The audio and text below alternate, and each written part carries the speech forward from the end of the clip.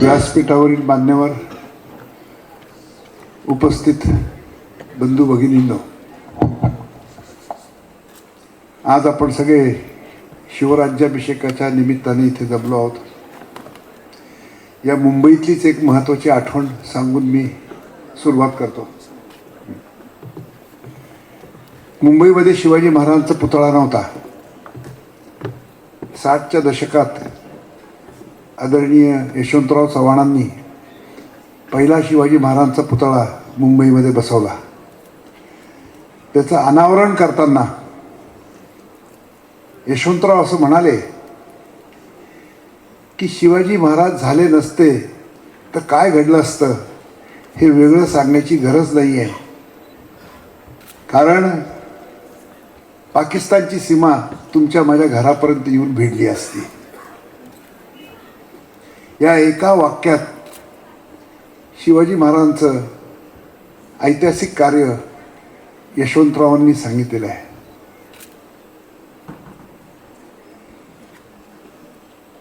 आपल्या देशामध्ये ज्या प्रमाणात धार्मिक तीर्थक्षेत्रांचं महत्त्व आहे, तितकं राष्ट्रीय स्फूर्ती केंद्रांचं नाही आहे. हे आम्हाला कधी समजतच नाही की छत्रपती शिवाजी महाराजांसारखी माणसं झाली म्हणून आमची काशी मथुरा टिकली.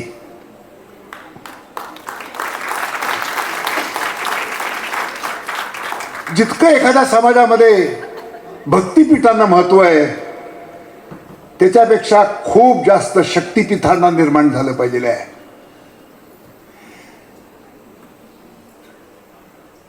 तुम्ही तुमच्या डोळ्यासमोर एक नकाशा आणून बघा आणि मग मी जो सिद्धांत सांगतो तो तुम्हाला कळेल की जेव्हा जेव्हा राजकीय हिंदुत्व प्रभावी होतं तेव्हा तेव्हा सांस्कृतिक हिंदुत्व हे सृजनशील होतं, प्रसरणशील होतं. किती तर प्राचीन काळी भारतात जन्माला आलेले सिद्धांत, संस्कार हे मध्य आशियापासून, चीनपासून जपानपर्यंत सगळीकडे पोचले. इतकी ताकद असते त्याच्यात. अलीकडचं उदाहरण घ्यायचं तर इस्लामच्या उदयानंतर 8व्या शतकात जे पहिलं आक्रमण मोहम्मद बिन कासिमने सिंधवर केलं, त्याच्या आधीचा भारताचा नकाशा डोळ्यासमोर आणा आणि आता केदारने सांगितल्याप्रमाणे 47 साली आमच्या वाटणीला हिंदू बहुसंख्यक भारत जो आला, कारण जो आमच्यापासून विलग झाला तो देखील भारतच होता, पण तो मुस्लिम बहुसंख्याक भारत हा हिंदू बहुसंख्यक भारतापासून विलग झाला. त्याला आज आपण पाकिस्तान म्हणतो, त्याचे तुकडे झाल्यामुळे उरलेला बांगलादेश म्हणतो. हा जो शिल्लक राहिला तो राजकीय हिंदुत्व परत शिवाजी महाराजांच्या रूपाने प्रभावी झालं म्हणून. आणि त्याच्यामध्ये देखील इतिहासाचा एक फार महत्त्वाचा धडा आहे. तो 8व्या शतकापासून तपशील सांगणार नाही मी, आत्ता वेळ नाही आहे, पण त्या 1000 वर्षामध्ये कधी आम्ही हारलो, कधी आम्ही जिंकलो, पण 1000 वर्ष परकीय आक्रमणाचा, इस्लामच्या आक्रमणाचा एखादं राष्ट्र प्रतिकार करतोय असं जगाच्या पाठीवर उदाहरण नाही. तुम्ही इंटरनेटवर जा आणि अरब एम्पायरचा नकाशा बघा की त्या 100 वर्षात किती राष्ट्र उद्ध्वस्त झाली, त्यांचा काही मागमूस सुद्धा उरला नाही. पण हा देश 1000 वर्ष संघर्ष करत राहिला. 8व्या शतकात आपल्याला कल्पना पण नाही की मोहम्मद बिन कासिमने सिंधवरती स्वारी करण्यापूर्वी अरबांनी भारतावरती 3 नाविक आक्रमणं केली. एक देबल नावाचं बंदर जे सिंधमध्ये आहे, दुसरं भडोच गुजरातमध्ये, आणि तिसरं आपल्या मुंबईजवळ ठाणे. या 3ही ठिकाणी अरबांचा पराभव करण्यात आला. त्यांची नावं आज आम्हाला माहिती नाही आहेत. अरबांनी सिंध घेतल्यानंतर त्यांनी पंजाबमध्ये आक्रमण केलं, तिथं नागभट्टाने त्यांचा पराभव केला.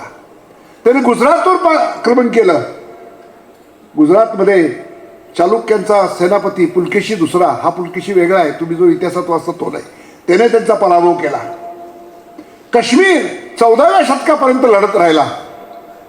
अफगाणिस्तान म्हणजे हिंदू अफगाणिस्तान पुढची 200 वर्ष लढत राहिला. फक्त सिंध घेता आला त्यांना. 13व्या शतकापर्यंत आपण त्यांना पुढे सरकू दिलं नाही. 11व्या शतकात एक आक्रमण झालं, पंजाब घेतला गेला, मग पुढे दिल्ली घेतली, मग 13व्या शतकाच्या शेवटी विंध्य ओलांडला, दक्षिणेतली सगळी राज्य हरली. काही दशकांमध्येच आंध्रमधल्या लोकांनी परत स्वतंत्र राज्य निर्माण केलं. पुढे विजयनगरचं साम्राज्य आपल्याला माहिती आहे. हा सगळं कल्पना करा की 1000 वर्ष हा संघर्ष चालू आहे. आणि मग तुम्ही कल्पना करा की जर शिवाजी महाराज झाले नसते तर हा 1000 वर्षाचा संघर्ष हा वाया गेला असता. शिवाजी महाराजांचं प्रेरणास्थान काय आहेत, ते आमचे राष्ट्रपुरुष काय आहेत, त्याचं कारण जगाच्या पाठीवरती असे फार थोडे महापुरुष आहेत की जे कालचक्र परतवू शकतात. 1000 वर्ष ह्या देशाची सांस्कृतिक दिशा दिसत होती की याचा ऱ्हास होणार, इथली जी प्राचीन संस्कृती आहे, ती माणसं आहेत, त्याचा नाश होणार. पण ते कालचक्र शिवाजी महाराजांनी परतून दाखवलं. मला दुःख या गोष्टीचं आहे की इतर राष्ट्र त्यांना इतिहासाचं भान कसं असतं. मी मगाशी जे व्यथा व्यक्त केली की शक्तिपीठांकडे आमचं लक्ष नाहीये, फक्त भक्तिपीठांकडे आहे. धारकऱ्यांशिवाय वारकरी जगणार कसे. हे अरबांचं आक्रमण स्पेन घेतलं त्यांनी युरोपमध्ये, आणि आल्प्स पर्वत ओलांडून फ्रान्समध्ये उतरले. तर फ्रँक लोकांचा राजा चार्ल्स द मार्टेलने त्यांना तिथं पराभूत केलं आणि मागं ढकललं. युरोपच्या इतिहासामध्ये चार्ल्स द मार्टेलचं नाव द सेव्हियर ऑफ युरोप आहे. कॉन्स्टँटिनोपोल पूर्व रोमन साम्राज्याची राजधानी, त्याला अरबांनी वेढा घातला. लिओ तिसरा याने तो वेढा मोडून काढला, त्याला सेव्हियर ऑफ युरोप म्हणतात. पुढे 14व्या शतकात तुर्कांनी व्हिएन्नाच्या दारात उभे होते, तर पोलंडच्या राजाने जान साबातिनीने त्यांना पराभूत केलं आणि मध्य युरोप वाचवला. त्याला सेव्हियर ऑफ युरोप म्हणतात. तुमच्या आमच्या इतिहासाच्या पुस्तकात तुम्हाला आम्हाला कधी शिकवलंय का की Chhatrapati Shivaji saviour of Hindu India? ही जाणीव आम्हाला कधी झाली का की हे राष्ट्र कोणामुळं जगलं? मगाशी केदार म्हणत होता सार्वकालिक परिणाम तो हा की 47 साली वाटणीला एक हिंदू भारत शिल्लक राहिला. तो ज्यांच्यामुळं त्यांचं स्मरण करण्यासाठी आज आम्ही जमलेलो आहोत.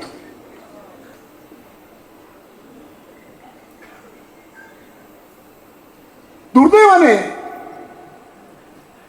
शिवाजी महाराजांचं चरित्राची मांडणी करत असताना आम्ही फक्त त्यांच्या बाह्यांगाची मांडणी प्रामुख्याने करतो. त्यात गैर आहे असं मी म्हणणार नाही, आणि एक अद्भुत चरित्र आहे. त्यांच्या जीवनामध्ये इतके रोमहर्षक प्रसंग आहेत, साहसी प्रसंग आहेत, त्यापासून प्रेरणा मिळतेच. पण आपण शिवाजी महाराजांचं चरित्रचं स्मरण केवळ एक साहस कथा म्हणून करत नाही, नाही तर मग आपण जेम्स बॉन्डची पण केली असती.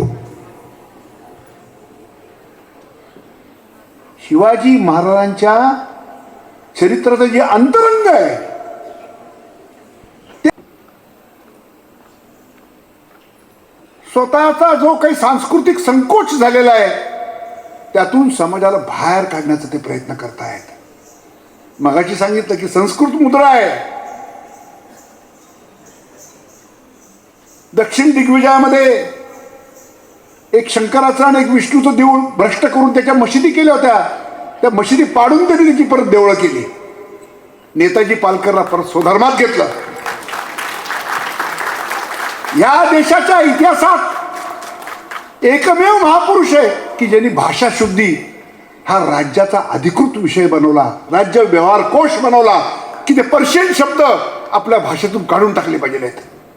राज्याभिषेकानंतर अष्टप्रधान मंडळांची नावं पर्शियन नावं काढून टाकली आणि संस्कृत नावं ठेवली.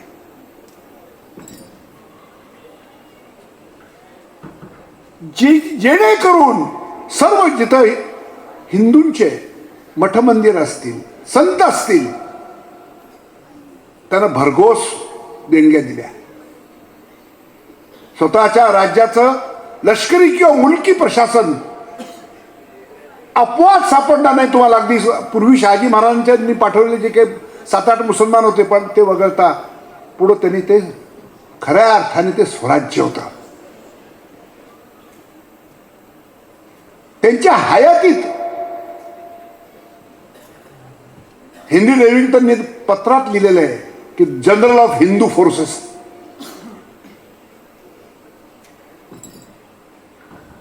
जयसिंग त्याचा जो भाट आहे तो स्तुतीपर लिहितोय जयसिंगाची. त्यात तो लिहितोय की जयसिंग केवढा मोठा आहे की दिल्लीचा बादशाह होण्याची इच्छा बाळगणाऱ्या शिवाजी महाराजांचा देखील याने पराभव केला. म्हणजे समकालीन देखील माहिती होतं की शिवाजी महाराजांची महत्वाकांक्षा काय आहे, त्यांना काय घडवून आणायचं आहे. आणि त्यामुळं आपल्याला असं दिसतं की शिवाजी महाराजांची स्मृती हीच आमच्या इंग्रजांविरुद्धच्या स्वातंत्र्य चळवळीचं स्फूर्ती केंद्र बनले. लोकमान्यांनी शिवजयंती उत्सव सुरू केला, रायगड स्मारक समिती निर्माण केली आणि नुकतंच आपण गमावलेलं स्वराज्य त्याचं स्मरण समाजाला परत करून दिलं. त्यामुळे आमचा स्वातंत्र्य लढायची देखील प्रेरणा शिवाजी महाराजच राहिले. हे शिवाजी महाराजांचं आमच्या इतिहासातलं महत्व आहे. हे सगळं खरं आहे. आम्ही आमच्या इतिहासाचं भान राखलं पाहिजे, त्याचं स्मरण ठेवलं पाहिजे, तरच वर्तमान आणि भविष्यातली आव्हानं पेलण्याची शक्ती आम्हाला येईल. पण इतिहास हा मानवी जीवनामध्ये त्याचं स्थान काय आहे, तर त्याचं स्थान आहे आपल्या कारला रिअर विंडो असते ना, त्या रिअर विंडो इतकंच. आपल्या समोरची मोठी काच असते, त्या काचेत बघून आपण गाडी चालवतो वर्तमानात आणि भविष्याच्या दिशेने जाण्याच्या दृष्टिकोनातून. आणि त्यामुळे शिवाजी महाराजांच्या आयुष्यापासून मगाशी केदारने सांगितलं त्याप्रमाणे एका वाक्यात त्याचं सार सांगायचं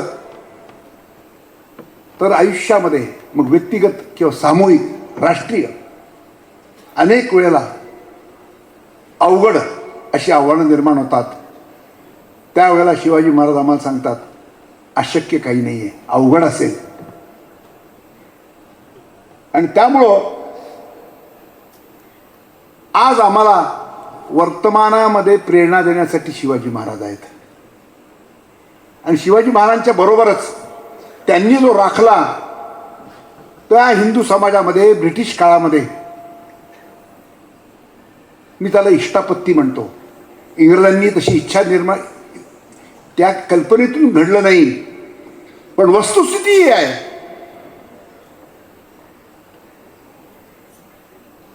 की हिंदू समाजामध्ये एक अभूतपूर्व आधुनिक काळातलं प्रबोधन युग घडलं. तेव्हा 2 प्रेरणांवरती आधुनिक भारत उभा आहे. एक छत्रपती शिवाजी महाराज आणि दुसरं हे प्रबोधन युग.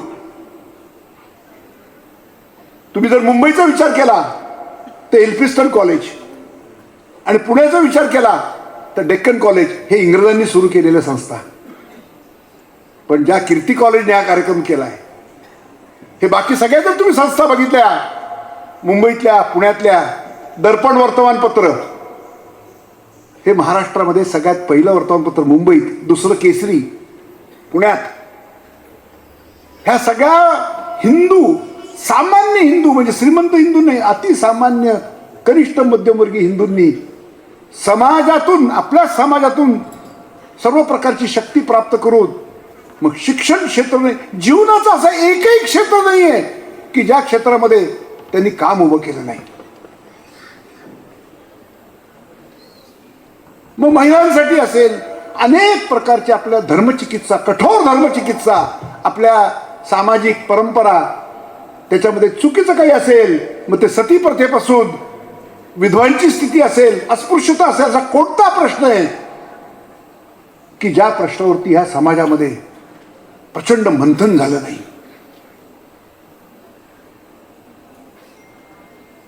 आणि त्या समुद्र मंथनातून घुसळून निघालेल्या हिंदू समाजाने, एका प्राचीन समाजाने कात टाकली.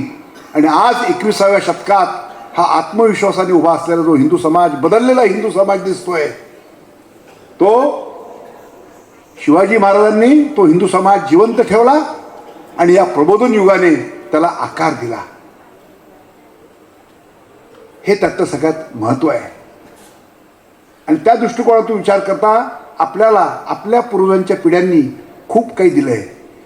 आता प्रश्न एवढाच उरतो की आमच्या समोरची आव्हानं पचवण्याच्या दृष्टिकोनातून आम्ही काय केलं पाहिजे. एकच गोष्ट सांगतो, ते आपण एका शिक्षण संस्थेने घेतलेला कार्यक्रम आहे म्हणून नाही, तर कोणत्याही राष्ट्राच्या प्रगतीचा जर कोणता मूलभूत घटक असेल तर तो माणूस आहे. भारताकडं भौतिक घटक कमी नाही आहेत. मग खनिज संपत्ती, जलसंपत्ती, वनसंपत्ती, लागवड योग्य जमीन भरभरून दिले आपल्याला भारत मातेने. मग असं असून देखील आपण एक विकसनशील देश आहोत. आणि जपान सारखा देश, ज्वालामुखीच्या खडकात बनलेला टिचभर देश, ज्याच्याकडे कोणत्याही प्रकारचे भौतिक घटक नाही, कमतरताच आहे, नाहीये. मग त्या देशाने प्रगती कशाच्या बळावर केली? तर त्यांनी खऱ्या अर्थाने गुंतवणूक जपानी माणसामध्ये केली, त्याच्या गुणवत्तेमध्ये केली आणि जगातली श्रीमंती खेचून आणली. तिथं माणसाला मोल आहे, आपल्या इथं माणूस माती मोल आहे. हे माणसाला मोल ज्या दिवशी निर्माण करील त्या दिवशीच खऱ्या अर्थाने भारत त्या अग्रणी राष्ट्रांच्या मध्ये एक सन्मानाचं खुर्ची त्या भारताला पण असेल. आणि हे कसं निर्माण होतं? मूलभूत ते शिक्षणातून निर्माण होतं. पण इंग्रजांच्या काळापासून आज तक आहेत, गंभीरपणाने विचार करायचा, इथे सगळे शिक्षण तज्ञ बसलेले आहेत, की तोच रट्टा चालू आहे, घोका आणि ओका. आम्हाला अजून याचं ज्ञानच झालेलं नाहीये की माणसाला दोन मेंदू दिलेले आहेत, एक स्मरणशक्तीवर काम करणारा आणि एक आकलन शक्तीवरती. आणि प्रगत देश जे आहे तिथली शिक्षण पद्धती त्या आकलन शक्तीला पोषक आहे. म्हणून त्यांच्याकडे नोबेल प्राइज आहेत, म्हणून त्यांच्याकडे ऑलिम्पिकचे मेडल्स आहेत. कालानुरूप औद्योगिक क्रांतीच्या लाटावर लाटा येत आहेत. त्या बदलत्या लाटांना अनुकूल चपळतेने वेगाने बदलणारी शिक्षण पद्धती ही अत्यावश्यक असते. आणि मित्रांनो, आतापर्यंतच्या औद्योगिकरणाच्या लाटा ह्या क्युम्युनिटी होत्या, म्हणजे त्यातनं काही थोडंसं पुढं, त्यातनं पुढं पुढच्या पिढीला, मग ती जेन झी म्हणू किंवा ती काय म्हणतात त्याच्यानंतर मिलेनियम, आधी मिलेनियम, झेन जी आहे ना, आता काय अल्फा. हां, तर या पिढ्यांसमोर जे आव्हान आहे ना ते फार जबरदस्त आहे. दोन पद्धतीने तुमच्या पुढे भविष्य येऊन उभं राहतं, एक तर ते तुमच्यावरती आघात करतं. जर यू आर नॉट प्रिपेअर्ड, तुम्ही जर तयार नसाल तर आघात झाला तर तुम्हाला तो आघात सहन करून स्वतःला त्याप्रमाणे वागवावं लागतं. किंवा तुम्ही आत्मसात करू शकता. आत्मसात करण्यासाठी तुम्हाला भविष्याचा वेध घेता आला पाहिजे की काय येऊ घातलंय, आणि येऊ घातलेलं जे काही भविष्य आहे त्या अनुकूल सगळ्यात पहिल्यांदा तुम्हाला तयारी करावी लागते. ती शाळांमध्ये, ती तुमच्या सर्व प्रकारच्या मधल्या शिक्षण, उच्च शिक्षण, ह्या सगळ्याची करावी लागते. त्याच्याशिवाय चित्र बदलत नाही. केवळ फक्त GDP वाढला आणि आम्ही तिसऱ्या चौथ्या क्रमांकावरती गेलो म्हणून खऱ्या अर्थाने राष्ट्राचं अगदी शेवटच्या थरापर्यंत स्वरूप बदलतं असं कधी घडत नाही. आमच्या देशामध्ये अगदी केंद्रीय पातळीवरती जे विचार करतात तिथपासून ते अगदी शिक्षण संस्था सगळ्याकडे काम करणारी लोक जीवनातली, हे सगळ्या जगाकडं उघड्या डोळ्याने बघून आम्ही पाहणार आहोत का नाही की कोणतं युग आता येत आहे.